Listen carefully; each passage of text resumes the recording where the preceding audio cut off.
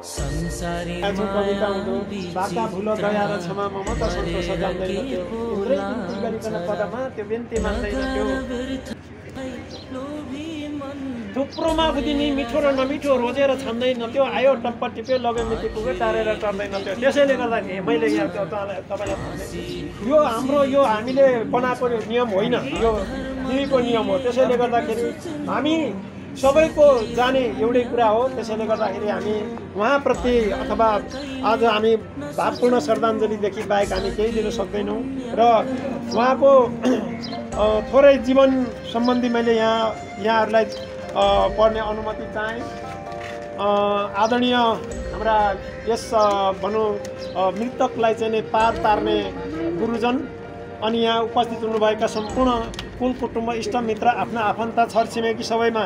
मैले ध्यान आकर्षण गराउँदै यो अनुमति चाहे उहाँको जन्म 2046 12/25 गते र स्वर्ग 2081 12/30 गते र जिल्ला झापा कङ्काई नगरपालिका वडा नम्बर 5 निवासी बुबा प्रेम कुमार गुरुङ तथा आमा नरकुमारी गुरुङको कोखबाट मिति 046 साल चैत्र 25 गते सोमबारका दिन जन्म भई 2081 साल चैत्र 30 गते अल्पायुमै निधन भएको हुँदा हामी आफ्ना आफन्त कुल कुटुम्ब छरछिमेक इष्टमित्र सबै स्तब्ध एवं मर्माहत भएका छौँ। उनीको हजुरबुबा स्वर्गीय सन्तबहादुर तथा हजुरआमा स्वर्गीय लीलावती गुरुङ एवं आमा बुवाको लालन पालनमा बाल्यकाल हुँदै आफ्नो अध्ययन +2 सम्म गरी केही समय वैदेशिक रोजगारको सिलसिलामा मलेसिया बसी आफ्नै घर फर्की बुबा आमा सहित सबै परिवारमा जीवनयापन गरिरहँदा विगत केही समय अघिदेखि घातक रोग लागि उपचारको क्रममा नेपालमा भएका जति पनि ठुला अस्पताल छन् सबैतिर उपचार गराइँदै आएको र अन्तिममा उपचारकै सिलसिलामा मिति 2081 चैत्र 30 गते शनिबार रातको ठिक 10 बजे पूर्वाञ्चल क्यान्सर अस्पतालमा असामयिक निधन भएकोले परिवारले आफ्नो जवान छोरो गुमाउनु परेको छ भने गाउँ समाजले एउटा हुनहार युवा गुमाउनु परेको छ। उनी एक असल मिजाज र देनदार आज्ञाकारी व्यक्तित्व थियो। उनको दिवंगत आत्माले चिर शान्ति मिलोस् भनी भावपूर्ण श्रद्धाञ्जली अर्पण गर्दछौँ। शोकाकुल या दुःखद घडीमा शोकाकुल परिवारजनप्रति गहिरो संवेदना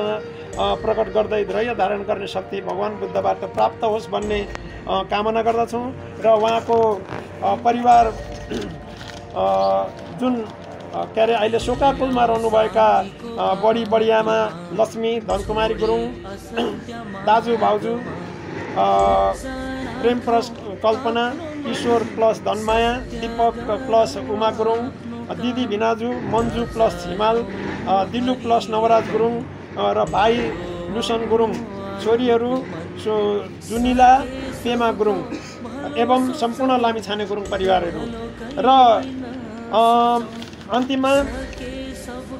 दाजुभाइ चोखिने दिन यही वैशाख 2 गते निजी निवासमा स्याक्सुङ कार्य हुने कुरो जानकारी गराइन्छ भने साथै आगामी 22 साल वैशाख 13 गते चाहिँ शुद्ध अर्घौँको कार्यक्रम 82 साल निजी निवासमा उपस्थित हुनको लागि